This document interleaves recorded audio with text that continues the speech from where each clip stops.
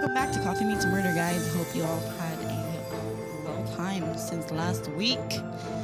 I'm Janelis. I'm Lamont. And this episode is my episode this week, right? Yes, it is. Lamont, do you have your coffee order of the week? I don't have a coffee order. That's crazy. Because I didn't get coffee today. You didn't get coffee today. No, I got tea. Tea? Passion Tango tea. Ew. We need to support local people. Yeah, we do. I keep saying it, but you keep going to the same place. It's But I can't complain. so I can't complain. The convenience is crazy. It is. And It's the fact that Starbucks has a drive-through. Yes.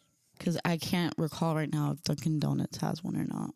Some of them do. Some of them do, right? Yeah, the one that's nearby does. You still have not chosen to go there. Insane. I think Dunkin' Donuts is really sweet, though. But that's not a local. We gotta go to like. I know it's not local, but I'm saying if I'm gonna compare between Dunkin' Donuts and Starbucks, Dunkin' Donuts comes very sweet. Like if I want an iced vanilla latte. You get it, and it's extremely sweet. You have to order it like not sweet for it to come out regular. That's how I feel. Yeah. Because it's like really sweet. So much sugar.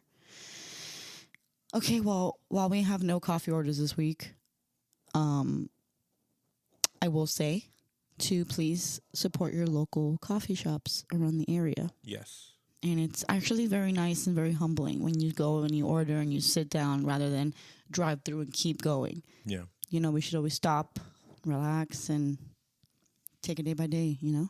Yeah. All right, you know so what? Not the next one, but this is episode 20. Okay. But episode 22? Mm-hmm. We'll go to I'll get Why it from my mom. 22? Oh, I see why. Yeah. Okay. So then soon. Yeah. Soon we're gonna search it up. Yeah. We're gonna go on TikTok. You know, we do live in South Florida. There's a bunch of coffee shops we should be looking at. Yes. Actually, I do have a story. Okay. Go ahead. The other day, my best friend Brianna and I, we did go to a Vietnamese coffee shop. Oh. You remember that area we went to a while ago to drink, not drink, but eat pho? That you wanted to go to that bakery, that Japanese bakery you saw on TikTok. Oh yeah, that's in Davie. Right. Okay.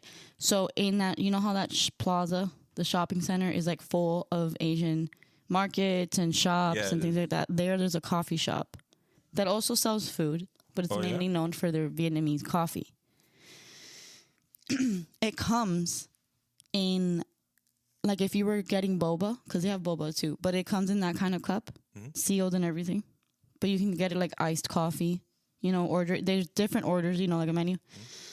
I got a regular iced coffee and Brianna got the one that, because nowadays everybody goes through TikTok and finds out new things during TikTok. So that's what happened. She's like, oh, this Vietnamese shop. Let's go. So I said, okay. We went. And I got a regular iced Vietnamese coffee, but she got something that the TikTok was saying, oh, you got to get it. Whatever. Okay. That was delicious, but it has like condensed milk inside. So it was really like thick. Okay. It wasn't for me. But let me tell you, I went through half of my iced Vietnamese coffee. I came home and I told Chris that I was all over the place because I couldn't keep still. Like I felt like my body was vibrating. Oh, yeah? Yes. And then we went to go play pickleball. And I was like, I can run a mile right now. And I had only drank half of it. That was yesterday? No, it wasn't yesterday. Oh. But it was like a few weeks ago. Okay. Like right before I hurt my Achilles heel. Yeah. I was like, I texted Brianna and I was like, I'm never drinking this again. And if I am, we're sharing because this is insane. And the funny thing is that before when we were in the car, she was like, yeah, I heard it was really good. And I really wanted to try it. And I'm like, that's fine. You know, I'm down to do new things. Right. And then she goes, I heard that it's like right next to Cuban coffee. And I go, oh, then it's nothing. Yeah. Because we're so used to Cuban coffee. Right. And we drink it in like little shots. Yeah. I cannot think of how it would be if I drank that much in a Cuban coffee. And it was mixed with milk. Like when I drank mine, it was mixed with milk, the Vietnamese one. And I'm like, this is not next to no Cuban coffee because I only drank half and I was like, if I drink the whole thing, I'm going to explode. Okay. Yeah. So it was like, definitely should try it out, but share it with somebody because that's insane. And I drink coffee. That's another thing. I was like, I drink coffee and it does nothing to me. This coffee, I was like, I never want to drink it again. From like, unless I need like a whole boot, like, you know, I can't. I was like, oh my God, I don't know how I'm gonna sleep. I didn't sleep. Oh, you didn't? I didn't. I didn't sleep a lot that night. After I texted her, I was like, what is this? She's like, I only drank a few sips of mine. I'm like, girl. That was it? Exactly. Like, girl, thank God, because Jesus.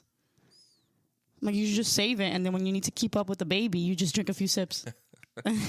Just keep it like that. All right, so let's get into the case. Okay, so this is like a series of events at first, and then obviously towards the end or towards the middle of the story, it kind of starts to unfold little by little. Okay. And then every time it unfolds, you're like, what the fuck? Ooh, okay. Okay. But the story or the case or the investigation or whatever you like to call it starts with the police investigating a missing girl named Heather West, who disappeared in 1987. Okay. So around this time, and like around the 70s, when people would go missing, they would do a missing persons report. It would get investigated. And, you know, it's sad to say that half the time police would be like, oh, she's young, she's a runaway, she'll come back, she won't come back. And then just kind of like close it and leave it there. Yep. Okay. So that's the case here. Except when they further investigated the family, it became weirder. Ooh, like, it wasn't she was a great person. We don't know where she is. Her siblings started to open up their mouths about stuff. Oh. And that's when police were like, what? They were like, what is going on? You know? Yeah. So let's talk about before the disappearance. Okay. Heather did complain to her friends at school about abuse that she and her siblings were having. And her external signs of psychological distress were noted by several of them. So before she disappeared, people that were not part of the household, so like people at school, friends, things like that, they were seeing that she was having some type of emotional, physical abuse at home. And then when she was questioned, she was also saying that it wasn't just her, but her siblings. Okay. I believe there's like a handful of them, like 5 siblings. Okay. Plus her. Okay. So they had a lot of kids in the house. Staff at the school, which Heather and her siblings attended, are also known to have expressed concerns as to why Heather, a studious and obedient pupil, refused to obey orders, either to change her clothing for or shower after sporting activities. So, for example, when you go out and play soccer at school and you come home you go into like the locker and you change. Yeah. Or like for PE, you change. Yeah. She would refuse to do that. She was like, if it's an F, I'll take the F.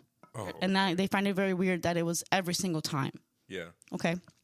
So I started to question that. On one occasion, she was forced to take she was forced to take a shower, resulting in her peers and staff noting her arms, legs, and torso were covered in welts and bruises in various stages of healing. I would like to note that the being forced to take a shower, I don't know in what context that is said. Uh-huh. But for reference, you're talking about the 70s, 80s, right, where schools had a bit more leeway in a way. Right. I don't know how forceful it was, but I guess they said you're not leaving until you're taking you need to take a shower. Right. You know? So they discovered that she had bruises around her arms, legs, and torso, and they were covered also in welts, and they were in various stages of healing. Heather attempted to excuse these injuries as having been obtained in fights with her siblings, but confided in one close friend that they had been inflicted by her parents, adding that her mother considered her a little bitch who deserved her beatings. The West children, it comes on later on to say that the West children were instructed to not talk about their home life outside of their home. Okay. Okay. But Heather confided to her friends that many of these rumors were true. Rumors as in people started to say that at home, mom was a prostitute. Oh, okay. Who would have men come over the house and do her thing. She would get paid and the men would leave. Okay. Right? And then dad supposedly knew. So dad was like pimping her mom out. Oh, shit. Okay. Right? So then she confided in her friends that those rumors about Rose, who is the mom, right, was true. Okay. Right? The father of one of these classmates was a friend of the Wests. As such, word soon reached Fred and Rose, who were the parents, Fred the dad and Rose the mom, that Heather had divulged details of her home life, including details of her mother's promiscuity to her classmates. Fred was so concerned by these revelations that he began to escort Heather to and from school. So he was like, you know, you're saying all these things, so I need to keep more of an eye on you. Yeah. Right? After Heather left school in the summer of 1986, she applied for numerous jobs in an effort to leave Cromwell Street, which was a street that they lived on. By June of the following year, she had pinned her hopes on escaping the household via obtaining a job as a chalet cleaner. What the hell is chalet? Like, I guess it's like a... Well, we're in Great Britain here, so... Oh, okay. Right. Chalet, I think it's like a house. Yeah. Like a house cleaner at a holiday camp in the seaside town of Torquay. She received a notification that this application had been unsuccessful, and on June 18, 1987. In response, she crumpled into tears before her siblings May and Stephen that same evening. I'm sorry. This is like said so well. So wrong. We're going to cut that. In response, she crumpled into tears before her siblings May and Stephen. That same evening, her whole family heard Heather sobbing aloud as she attempted to sleep, and according to May, she cried all the way through the night.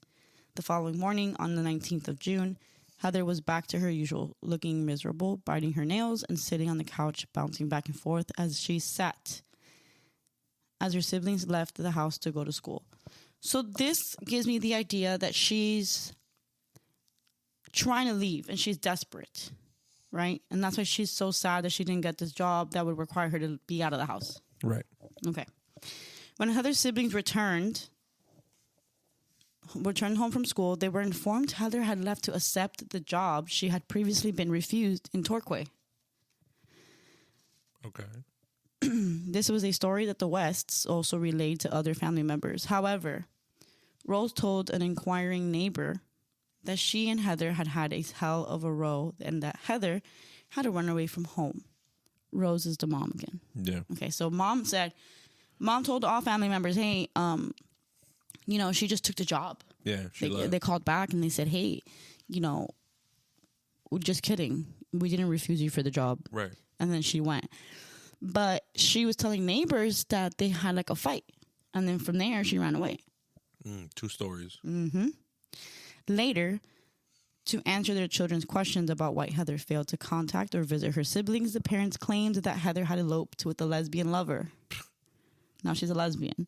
And when May and Stephen suggest they report Heather's disappearance to the police, May and Stephen are the siblings. Yeah. Fred changed his story yet again, Dad, saying it would be unwise to initiate a search for Heather as she was involved in credit card fraud. Why would that... It's a lot of stories to... So many stories. So now she's a lesbian. She has credit card fraud and the job that refused. Called back. But then she also had a fight with mom. Right. Right. So many reasons as to why she's not home. On more than one occasion, Fred and Rose persuaded an unknown acquaintance to fake a phone call from Heather to her parents. So they were like telling a person off the street or somebody that they knew, hey, I need you to call this number and act like you're Heather. Okay. Which is weird. Yeah. Right? Weird. Even if it's to like soothe the siblings' feelings and worries. Right. It's still a weird thing to do. Yeah, it is. You know, because like, why not just call Heather and tell Heather, hey, I need you to start calling more because we miss you over here. Yeah. Right? But we move on. In the years following Heather's disappearance, Fred occasionally jokingly threatened the children, and this is where it comes out in investigations later on, because obviously so many stories changes. Police is going to keep investigating, right? So this came out also while interrogating the kids. Okay. In the years following Heather's disappearance, Fred occasionally jokingly threatened the children that they would end up under the patio like Heather if they either misbehaved or divulged the mistreatment that they were enduring to anyone outside the household. Oh, Multiple of them said that. It wasn't just one. Yeah. Right? So that's already weird. End up under the patio like Heather. With Heather's disappearance, Fred and Rose is constantly changing stories about their daughter's whereabouts, plus their allusions to foul play. So police started to investigating more and more, and they realized there was like hella foul play here. Right. Right? Because stories are changing, and now the kids said that they would threaten them with being under the patio like Heather. Right. So automatically, Fred and Rose start to get questioned, investigated in a different light. As they should. Right. So again, with the constant changing stories about their daughter's whereabouts, plus their allusions to foul play, ultimately led to police inquiries as to Heather's whereabouts. These inquiries culminated in a search warrant being issued to excavate the West's garden in February 1994. Ooh. So now the entire back patio is going to get excavated. Along with the search warrant came the questioning, the main person of interest being the father, Fred. And at first, he refused to talk. There was nothing he needed to say. His daughter was just missing. So now she's missing. Right. But missing because they can't find her, even if she did run away. Right. Right? Right.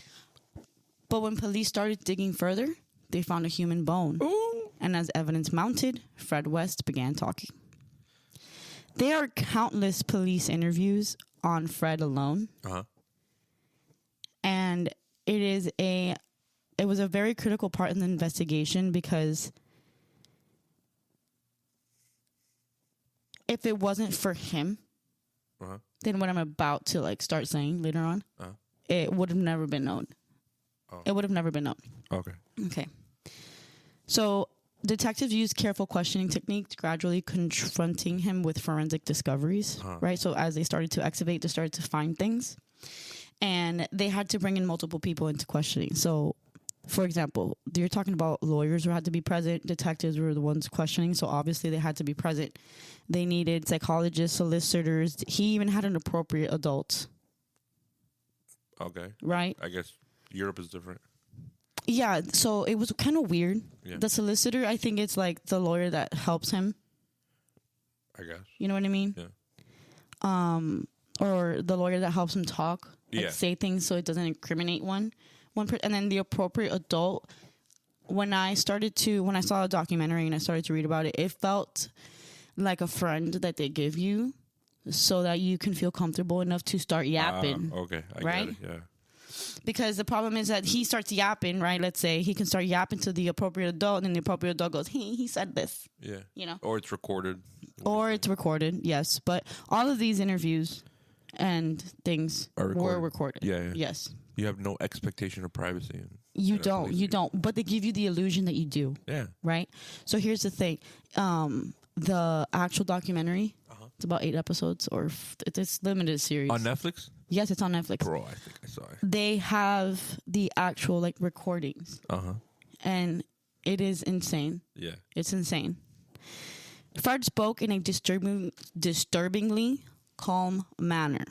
As a person in that room, you need to be in his side sort of as that, so that he can feel comfortable enough to start talking. Okay. Right? So you as the investigator, you as the solicitor, you as the appropriate adult, we're all friends in this room.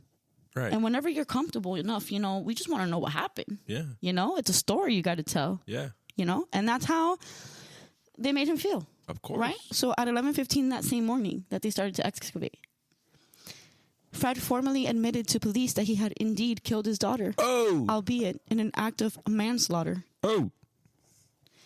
He confessed to strangling Heather in a fit of rage, then dismembering her body in the ground floor bathroom. Jesus Christ. With a heavy serrated knife he normally used for cutting slabs of frozen meat. Her remains had been stored in a dustbin as he waited for an opportunity to dig her grave. Fred was insistent his wife had no knowledge of her daughter's murder, claiming he had committed this murder as Rose was preoccupied with one of her clients. Bullshit. Because she's a prostitute. Yeah. Adding the fact she was that... upstairs. Yeah. Okay, that's weird. Yeah, she was upstairs doing her thing, you know. He was downstairs doing his thing. That's crazy. Adding the fact the search team had not yet unearthed Heather's remains was because they had been excavating the wrong section of his garden. Okay. He then volunteered to accompany police to the house to pinpoint the precise location of Heather's body. Upon receipt of this confession, Fred's solicitor, Howard Ogden, and Janet Leach, his appointed appropriate adult, informed May and Stephen their father had confessed to their sister's murder. So they were the ones who went up to the siblings and said, hey, the older ones. Yeah. And said, hey, your father did confess to killing your sister. And in response, Stephen slumped against the wall and began sobbing. May entered a state of shock before stammering that her father had not killed her sister. The following day, February 26, police began excavating the section of the garden of at Cromwell Street, where Fred indicated that he had buried his daughter's body. So here's the thing. In the documentary, you see when they take him to the site, right? Everything's kind of messed up, kind of dug up, but they're clearly searching the wrong area. Right. He kind of laughs. Like it's like this tent, and he kind of goes in there, he starts looking, he kind of laughs, right? Which is weird, right? And all these people that are in the interviews with him, they're there. Right. Right? They're witnessing the whole thing. Yeah. And he's there, and he's laughing, and then he points. And he's like, you don't see it? And then they're like, see what? And he's like, there's a bone sticking out already. And that's the bone they find. Oh, okay. So he's like all nonchalant about it. And then they're like, what the fuck? Oh, shit. You know, inside, they're like, this guy killed his daughter. Daughter. Yeah. And he has no remorse. Jesus. He's laughing about it because it's like everybody around here doesn't see it, but he does. It's right there. Yeah. So he indicates where it is. And it's basically like when you walk out of the patio door, like you're basically standing on the burial site. Holy shit. Like you're basically standing on it. And then it's like off to the side of the entrance of the patio a little bit because the barbecue is on top. Right? And that to me is like insane. That's crazy. So they dig up the whole body. Like they end up finding all the bones. Okay. Like she was just there. And obviously they find out that the way I'll get into it. Okay. So police found a human thigh bone protruding from a section of the garden. Fred had insisted police need to not look in. Okay. So at first he was like, you don't need to look in there. But they did. So they found a bone sticking out of that area.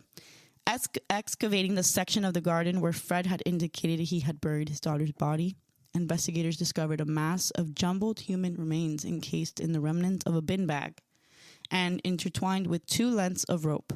So, yeah, he like wrapped it in like a black tarp, and then the rope, like he put all the bones tight together. Okay. Like all the body parts at the time? That's the part where I'm confused because he only spoke about bones. Okay. Like he never necessarily said, oh, I put all the body parts in one hole. Yeah. It was more so like all the bones are put. So it's like, did you completely rip her off the bone? Jesus Christ. Like that's insane to me. It gets more insane. We don't stop here. Anyways. So they discovered a mass of jumbled human remains encased in the remnants of a bin bag and intertwined with 2 lengths of rope. These dismembered remains were taken to the police headquarters for further examination, where they were determined to be those of a young woman with 1 kneecap and several phalanges missing. The descendants' fingernails were discovered in a pile, suggesting they may have been torn from their fingers as a means of torture. Oh my God. So it's like, now it's not like, oh, you argued with her and then you just so happen to hit her in the head and you're like, how do I do this? Oh my God. And right, then it wasn't like a, what's it called? Oh my God, bro! It's at the tip of my tongue. It wasn't like a in the moment type of thing. Right. It wasn't in the moment. It didn't just like, and then you were like in shock, and now you're like, what do I do with the body? You know, and then people do irrational things, you know, after that. Oh, it wasn't a crime of passion. No, it wasn't. It seemed like it was very planned out because, again, the fingernails missing from the fingers. Yeah. That's very specific. Yeah. Not everyone does that unless you're like torturing them before. So then several hours later, the body was identified via dental records as being that of Heather West. Yeah. That evening, having been formally charged with his daughter's murder and questioned as to why police had also discovered a third thigh bone. A third? A third. So Heather only has 2. They discovered a third. Fred confessed there were 2 further sets of human remains in his garden and agreed to return to the Cromwell Street to reveal the locations of both graves. There's 2 more people buried in that patio. And I'm talking about, Levon, I don't know how to explain to you right now how little this patio is. It's not a backyard. Yeah. Like, think of my mom's backyard, a fourth of that. Oh, my God. It's not even that big. Yeah. Which I don't know how the police didn't find more bones all at once with the amount of digging they were doing. Right. But it's like, but then you also, okay, again, in the documentary, you see where he puts it, like specifically, because you see like the sections. Yeah. He was smart about it. Okay. He was very smart about it because he would do it half under the house, half outside. I don't know how to explain it. Like he was trying to bury them under the foundation of the house. Okay. But not necessarily through the inside, through the outside. Okay. So when you were burying from the outside, or digging, from the outside, you had to go in. Like imagine you had the house on top, and then you're trying, like you dig in this way. Yeah. Okay. You know. Yeah. Yeah. Okay. And I think it's so bad to say, but I feel like that's a smart thing to do. Because then you're talking about less of an area that people might dig up, right, and something come out, right. You know, especially that you're putting it in like a tarp. It's not just the bone. Okay. Does that make sense? Yeah, I get it. I mean, if I don't want to say if I were to do that, but you know. Yeah. So again, Fred confessed. There were 2 further sets of human remains in his garden, and he agreed to return to Cromwell Street to reveal the locations of both graves. One of whom he named as Shirley Robinson, who he described as being a former tenant and a lesbian who had been heavily pregnant with his child at the time of her 1978 murder. What? The other victim he described as being just Shirley's... 1978? Yes. We're talking about 10 years before. The other victim he described as being Shirley's mate, but either could not or would not elaborate as to her identity. Oh my God! What the fuck? This woman, Shirley, clearly was not a lesbian because she was carrying his baby. I mean, maybe she was raped. The thing is that so Shirley Robinson was a 16, 17-year-old girl who ran away. Okay. Was looking for somewhere, she was hitchhiking. Yeah. Was looking for somewhere to sleep. Found them. Their house, later on, you find out that it's made up of the basement, the ground floor, and I think 2 other floors on top. Okay. And one of the floors was different rooms. Okay. For the prostitution to occur. Yeah. And the other one was different rooms for, like, tenants. Okay. Right? So they would rent out the rooms to these 16, 17-year-old runaways, and one of them was Shirley Robinson. And then either he raped her, or, well, I mean, I don't know if maybe she was just seduced and she liked him and then it happened. Because could be. She was 8 months pregnant at the time of her death. Damn. That's crazy. I know. Did the mom never, notice She never went. Ginormous bump? So She never came down? So this is where, in the part of the investigation where people are like, it is impossible that Rose did not know a thing that was going on under her roof. Uh-huh. There is no way. You cannot be that busy. You cannot do it. You just cannot. To me, it's impossible that you were not involved. 100%. Or at least that you did not know. 100%. Right? Because I don't want to say, oh, you helped him. But there's no way. There's no way. It goes to the same thing of like, how do you, like when kids do things that you're like, where are the parents? Yes. You know, there's no way that you didn't know or didn't feel or there was no semblance of something going on under that roof when you're living there too. Correct. Right? So either she chose to ignore it or she's involved in some way. Right? Like knowing. Right. So police then start to go, okay, we can't put them together because then they're going to corroborate a story. Right? Yes. So they start to put a case. Okay. To start to be able to question, or at least, to be able to question Rose. Okay. Right? But they're still talking to Fred. Right? Because Fred is now talking. And they need to keep him talking. Because if he stops, yeah, then we might never know. Right. The discoveries, right? Okay. So both sets of remains were discovered on February 28, and Fred was charged with both murders 2 days later. Having discovered 3 sets of human remains in the garden, a decision was made to thoroughly search the entire property. So we're talking about patio, front, yard, and all floors of the house. Okay. Rose was placed into a safe house in the nearby town of Dursley as police commenced their search inside 25 Cromwell Street. So her and all the kids were in the house, or I think the kids were put separate, right? Yeah. And when they put her in the safe house, they had also put in listening devices. Like the police put in listening devices next to the house.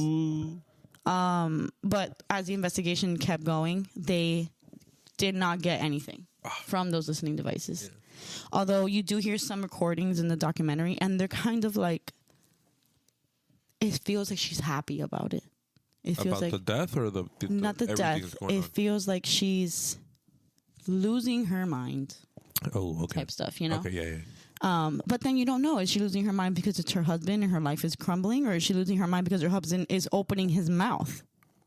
Right? And I will tell you that throughout these recordings, they start to question him and like really start forcing him to talk about Rose. And he is adamant that she is not part of it, that she doesn't know anything, that she is, no. Like, okay. Right. And when they investigated their relationship, everyone said that he loved her very much. Like they were both very in love with each other. But she was significantly younger than him. The Rose? Mm-hmm. Okay. And it almost felt like maybe he groomed her at the beginning. How much younger? You know what? I don't know that information. Oh, okay. But if you're grooming someone, it had to be when they were like young. Right. Possibly even a child. Mm-hmm. Mm-hmm. And then later on, that's when he started to prostitute her. And she was okay with it.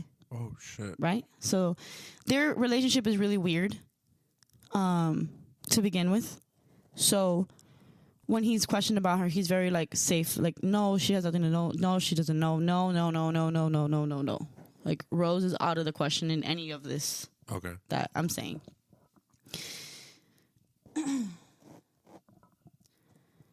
Okay, so we're searching up the entire house now. So sorry. Informed of this fact, meaning Rose being informed that they're searching the house, and with the formal interviews conducted by the investigative team lasting up to 16 hours each day, and including persistent questioning as to the whereabouts of his first wife, Rena, and stepdaughter of Charmaine. So they start questioning about him his entire life. So now you just talked about 3 different murders, one being your daughter, and you're very disturbingly calm about this. Right. So now when they start to investigate his whole life, they realize that his first wife and daughter, or stepdaughter, are missing. Fred authorized his solicitor to pass a note he had written to the leader of the murder investigation. This was later on because he said, I don't know where they happened to them. I have nothing to do with that, and so on. And I guess as time progressed, he slipped a little note. He said here, Yeah. The solicitor gave it to the investigation, the Superintendent John Bennett of the Gloucestershire Police. I don't know if I said that wrong, right? Sorry if I said it wrong. This note, dated 4th of March, read, I, Frederick West, authorize my solicitor, Howard Ogden, to advise Superintendent Bennett that I wish to admit a further 9 killings. 9? Expressly Charmaine, Rena, Linda Gao, and others to be identified. Fred West. 9? 9 others. 9 others. Which means there's 12. 12. Yeah. Simple math. How do you feel about that? That's crazy. It's crazy, right? I told you, it just gets crazier. It starts off with a little disappearance and then... Oh, my God. Yes. So then later he was questioned further as to his claims of what he said on his little note. And Fred calmly explained that there were a further 5 bodies buried in his cellar and a 6th body beneath the ground floor bathroom. Okay. Most of these victims, Fred claimed, had been hitchhikers or girls he had murdered in the 1970s after picking them up at bus stops. Jesus. Initially, Fred claimed these 6 victims had been killed when they had threatened to inform Rose of his infidelity with women, and that he had transported their bodies to Cromwell Street to abuse, dismember, and then bury them in shallow graves. The dismemberment, Fred claimed, had made it easier to bury the remains in shallow, cubical graves, and he agreed to return to Cromwell Street to indicate precisely where he had buried each victim. He kind of made like a little map. He was like, this is the basement. This is where they are. Ding, ding, ding, ding. Oh, okay. It's disturbing. Yeah, I mean, what makes no sense Also, is, you remember. Yeah. You're talking about, this was discovered in 1994. Yeah, some of these guys, they find pleasure, but he kills these people, right? Because he doesn't want them to go to his wife to let her know about his Remember infidelity. that Rose did not do anything. Sure. What she was doing was having sex with multiple men. And not always, right? You can't be having sex with multiple men up there every single time. But that he was killing? Within the span of like 20 years? No. But what's funny is he's mad, right? He doesn't want her to find out that he is having sex with other people. Right, but she can do it. Mm-hmm, that's the grooming part of it. Sex. Okay. That's the grooming part, you know? Yeah. Right, Double standards? Double standards. Yeah. You know? I mean, horrific double standards. But crazy. yeah. Double standards. So now between the 5th and 8th of March, police found 6 further bodies of young females at 25 Cromwell Street. Each victim had been extensively mutilated, and each body bore evidence of having been subjected to extreme sexual abuse prior to the act of murder. For example, the 3rd set of remains discovered in the cellar was found with the length of cloth wrapped around the skull and an oval of adhesive tape, 16 inches in the circumference found with the remains had likely been used to gag this victim, though whose ankles and wrists were also bound with a large section of rope. Also found in his grave was a large serrated knife. The 2nd set of remains was found with a section of tubing twisted into a U shape alongside her several severed limbs. And her skull was found encased in adhesive tape which had been wrapped around the section where her face had been 11 or 12 times. Did you get that? The details, yeah. Okay. With a narrow plastic tube inserted where the nasal cavities had been in an effort to allow her to breathe prior to her murder. Each set of remains was missing numerous bones, particularly phalanges. When questioned, Fred refused to divulge the whereabouts of the bones missing from each set of remains or the reason for their absence. So he was like collecting fingers. That's so fucking... like a trophy. Yeah. It makes me feel like there's more than 12 because you are not collecting, you're not collecting these trophies or fingers as trophies for no reason. Because Heather was also missing fingers. Everybody's fingers is missing? All of them. Not all 10. I can't tell you specifically, but there's fingers missing. Like 10, 20. Imagine he just put them out on like a set there, and it's like Heather, what the hell? 1984. Shirley, 1970, whatever. What the hell, bro? And it's like perfectly manicured. Just That's kidding. weird. Like the bones, you know, because they... Yeah. Again, we go back. The bones, not fingers. The bone. The bones. Well, I mean, I don't think the fingers are going to last that long. Well, I mean, I understand clearly because you're talking about people being taped and then have tubes in their skin and things, and the tubes and stuff is there. But the bone? But not the bones of the fingers of the you're talking about like, okay, the how? bones of the fingers? Well, yeah, the bones of the fingers is what he collects. But there's cartilage and things in the way. There's like probably like 3 bones in that finger. The whole finger. When you're talking about phalanges, you're talking about the entire thing. So fingers from each set was missing. Okay. So they would find the hand and they'd be like... Right. Okay. Like they would find the entire hand, and then when they would try to like connect the fingers were missing. Okay. And then he didn't want to say where they were or why he took them. So yes, quite possibly it could be a trophy. Okay. That's how I see it. Yeah. Right? Right. Because that's a very another specific thing. Yeah. You know, like there's just... I think it's trophies. I think so too. Which, with trophies comes the idea of... There's more. There's more. Oh my goodness. Despite Fred's insistence that his wife had no knowledge of any of the murders, investigators suspected otherwise. Rose was arrested on the 20th of April, 1994, initially on offenses relating to the rape of an 11-year-old girl and the physical assault of an 8-year-old boy, with both charges dating from the mid-1970s. What is it with these people? Okay, so... backstory, because that was just thrown out there. The 11-year-old girl is Charmaine. Oh, okay. His stepdaughter. The one that was missing. Yeah. Okay, so she rapes her, assaults her, kills her, and then calls him up and goes, "Hey, I don't know what to do with her body." She killed her? She killed her. Because then later on, or I'm just going to say it now. He mentioned what her body was. So neighbors, so here's the thing. He's insisting that no, right? But on further investigating how these victims were picked up and the hitchhikers and the bus stop and all this, they find out, he goes on a joyride. He goes on a joyride and he finds these women hitchhiking or on the bus, whatever. Yeah. He's probably nice and goes, "Hey, I can take you. I can take you to where you're going." Mm-hmm. Or he just takes them, right? And then that's where he decides to, whatever. On questioning a neighbor, right? The neighbor recalls Rose, telling her, "I'm going to go out on a drive with Fred tonight." And that immediately told investigators that, hey, she's doing this with them. Yeah. Because now people are seeing them together in the car. Yeah. And it's around the same time frame of certain victims missing. Yeah.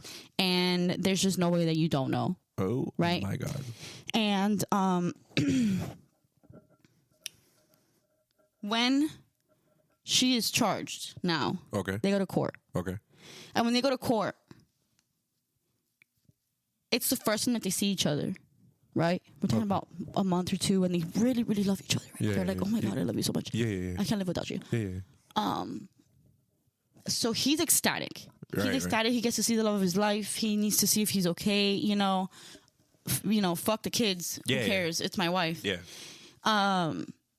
She's also like, she hasn't seen him in a while, and they get to the court, and the one thing that he wants to do is say hi to her. And when he goes up to her, she flinches away from him. She goes, no. And that puts him in a, like, what the fuck? He goes again, right? To like hug her or something. And she's like, no. Disgusting. She ignores the ever living fuck out of him. Oh, shit. So after they're telling them, "Hey, this is what we're sentencing you." Not sentencing, but this is like, what you're going to get charged for. Yeah. And this is your lawyer. This is your lawyer. You know, you guys suck. Move on. We'll see you at trial. Right. He goes back and he goes, hey, I need to talk to investigators right now. Oh. And when the investigators get in there, he goes, you remember when I said that Rose was not involved? She was involved in every single one. Oh. And now she's charged with all other 12 killings. Oh my God, bro. She's stupid. Of course she's stupid. But anyways, moving on. He goes, I would like you to know that I was lying before. Like, I've been lying this entire time, but now I'm going to come up with some, percentage of the truth. Rose was involved. She was in the car, and she helped me. And, she said that the reason why she should be going is because women are more susceptible to approaching a car with a woman inside the car than just a man, which is true. That is true. And so that's how they would lure them in. Oh. Uh-huh. Right? Isn't that crazy? Yeah. But, let's backtrack a little bit. Okay. So again, she was charged with the rape of the 11-year-old girl and the physical assault of an 8-year-old boy. Both charges dating from the mid-70s, because the 8-year-old boy one was completely taken out. Like, she did not go to prison for that at all. Okay. Right? Or jail, or whatever you want to call it. The following day, she was refused bail and transferred to the Puckle Church prison to be held in the maximum security wing, where she was questioned more closely about the murders, in particular those of her daughter Heather and Linda Gog. And on the 25th of April, she was formally charged with Gog's murder because of him opening his mouth. By 6th of May, Fred and Rose were jointly charged with 5 counts of murder, with Rose simply replying, "I'm innocent," upon hearing each formal charge. So every time he'd be like, "You're guilty," she would be like, "I'm innocent." "You're guilty for Charmaine." "I'm innocent." So annoying. It's like, girl, just take it to the face at this point. Yeah.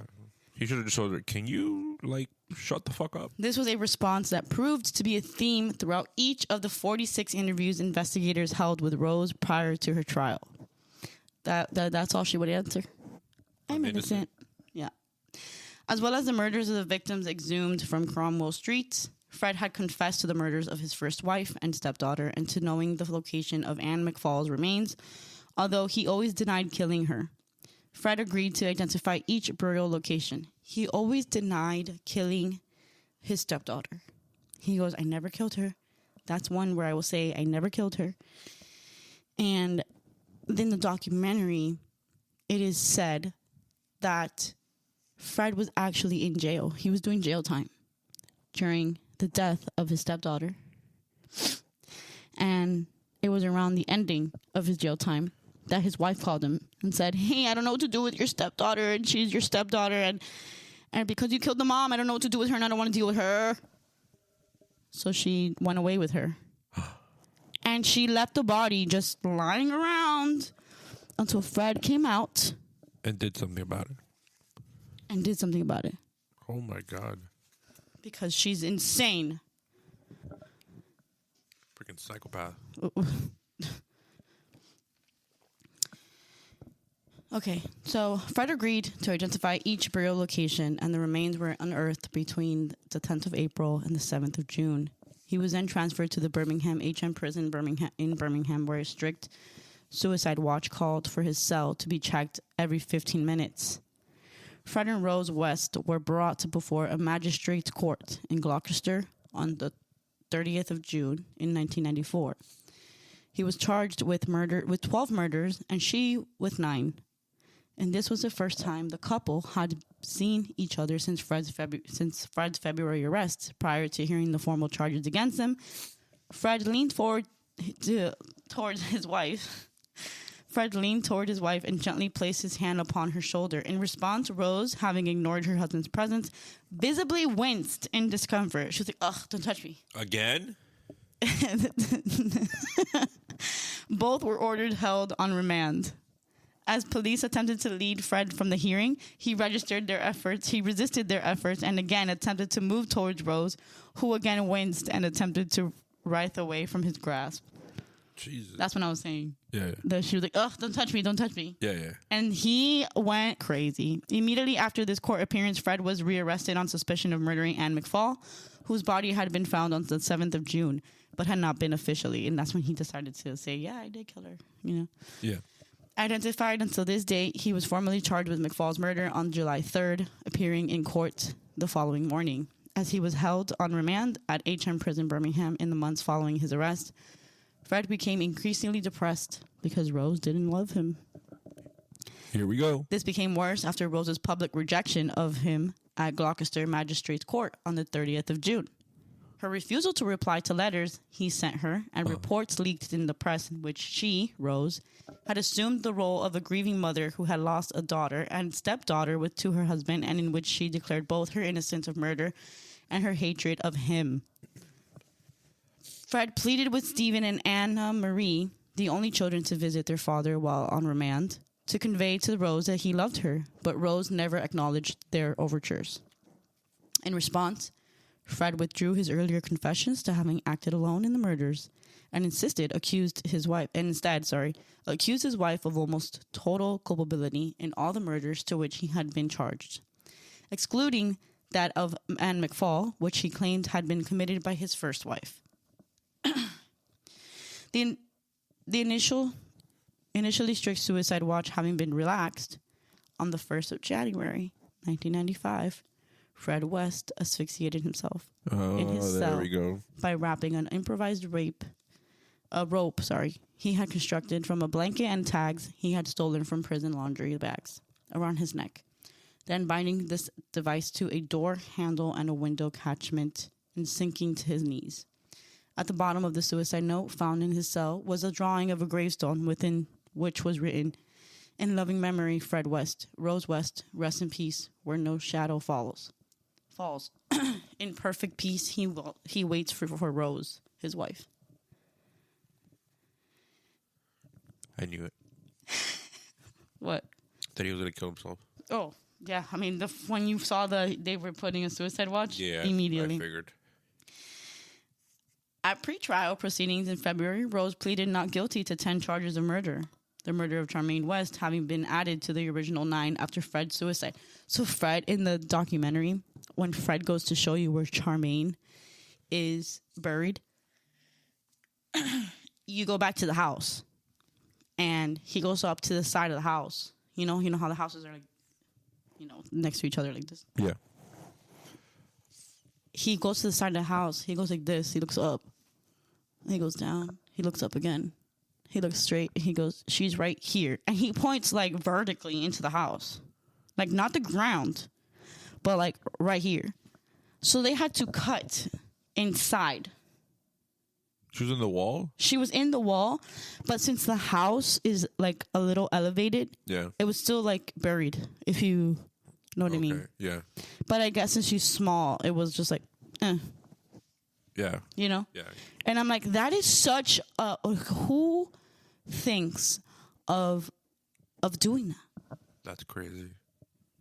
Like, who thinks of doing that? That's crazy. That's so crazy. Like, if they would have never found out that this 8-year-old and her mom were missing, he would have just kept it and literally taken it all to the he grave. did was kill his daughter, and that's it. You would have never known that she's in there. Yeah. If out of the kindness of his heart, he said, "She's here." Yeah, that's crazy. And I had to dispose of the body after I left jail. That's crazy. Insane. So Charmaine West, having been added to the original 9 after Fred's suicide and 2 counts of rape and indecent assault of young girls having been dropped with the view of later resubmission. Though her counsel conceded that circumstantial evidence indicated Rose's willingness to subject young girls to sadistic physical and sexual abuse, her trial at Winchester Crown began on October 3rd, 1995. She was tried before Mr. Justice Mantell. After 7 weeks of evidence, the judge instructed the jury, emphasizing that circumstantial evidence can be sufficient for a finding of guilt, and that if 2 people take part in a murder, the law considers them equally guilty, regardless of which of them did the deed. On the 21st and the 22nd of November, the jury returned unanimously guilty verdicts for all 10 murders, terming her crimes appalling and depraved. Mr. Justice Mantell sentenced Rosemary to life in prison, emphasizing that she should never be paroled. Initially, Rose was incarcerated at HMP Bronzefield as a Category A prisoner. She was later transferred to HM Prison Law Newton before, in 2019, being transferred to HM New Hall, where she continues to protest her innocence. Yeah, okay. And to finish off, before, when Fred West was yapping away, Stephen, one of the older sons, did go to see him a lot. Okay. And later on in the documentary, he comes out. He tells him, like, you know, my dad spoke to me a lot before he decided to die or, like, kill himself. And he says that his dad confessed to him that there were about 20 more. But there were about 20 more, and what he had actually done to them was way more foul than what they have discovered. Yeah. But that he will never say anything. Holy crap. Because he feels as though then, like, his wife would look at him in a different light. So I'm like, okay, so you had been doing this. Yeah. Then you brought your wife into it, groom her to be okay with it, and then decided to do it with her. Holy crap. So you guys were like a Bonnie and Clyde? Yeah, pretty Disgusting. Much. And now here, I also have a quote here. It says, he said to me, being Stephen West talking, right? Yeah, not you. Can you remember helping me dig those holes in the garden when you were a kid? I said I couldn't remember, but he said, we did it together, you know? And then he said, that's where the girls were found, in those exact holes. Oh. So he had these kids. My God. Help him bury these holes. Holy shit. And I'm telling you, like, if you keep reading on the case, little details here and there will pop up. Yeah. And they just it gets crazier. Yeah. It gets crazier. Holy shit. All while, Rose still goes, I'm innocent. Shut up, bro. She's not innocent. There's just no way. There's just no way. Get out of here. I will say the documentary does focus a lot on the victims' families, how it affected them later on or during. Yeah. You know, it's not nice, but it should be about the victims at this point and not about the people who did the murders. They got some closure. Because I'm sure they didn't know where any of them were. Yes, but there's something that was also said by one of the victims. What? Where, I mean, you're talking about the 70s, the 80s, the 60s even. Yeah. And some of them are, like, pretty old, you know. One of them is the sister to, I think, Shirley. Okay. Or a sister to one of the victims. Yeah. And when they were going through the trial, when they figured out that her sister was one of the victims or the remains, she told the mom, like, hey, we're going to get some closure. And then the mom looked at her and said, it's been so long that I don't know what's worse. Not knowing and, you know, already living with that like we've been, or finding out, like, how it happened and, like, realizing that you couldn't have done anything. Oh, damn, yeah. Because I see it as, like, well, she's missing. I can only assume she's probably, you know, not alive, but maybe she's out there living her life. Yeah. Whereas now it's a confirmed she's dead. Yeah. You know, and there's no hope now of her coming back. Before there was, even though it's been 30 years, you always, you know, family members, you always hold out hope. Yeah. So it really does give you, like, a different perspective of people's, how they grieve and how they think of things in that situation that I hope never to be in, and I hope everyone else never to be in, and, you know. Yeah. It was really a really good insight on that. I recommend you watch it. I will. It's called Fred and Rose, a British horror story. I will. I'll watch it. Yeah. And that concludes my case for today. Again, if you go in and Google it and research it on your own, you will find a lot of tidbits like this. And it just gets bigger and bigger. And crazier. Yeah. And it makes me think how many people are labeled as missing Right. But these serial killers pop up and they never get linked because there's just no way. True. There's no evidence, you know? So hopefully one day they may get linked, you know, as things get more advanced. But yeah, hopefully. Yeah. Well, this is the end of this episode. Hope you guys keep listening. Also, if you haven't yet, follow our Instagram. What is it, Levon? Coffee Meets Murder podcast. Yes. Also follow our TikTok. Yep. What is it, Levon? I think it's the same thing. Coffee Meets Murder podcast. Then just say it. We are working on getting a YouTube so that we get a little bit of video in there. Don't judge us when we do. Yeah. Yeah, and we're also on X, which is also Coffee Meets Murder podcast. There you go. Alrighty, see you next week. Alright, goodbye.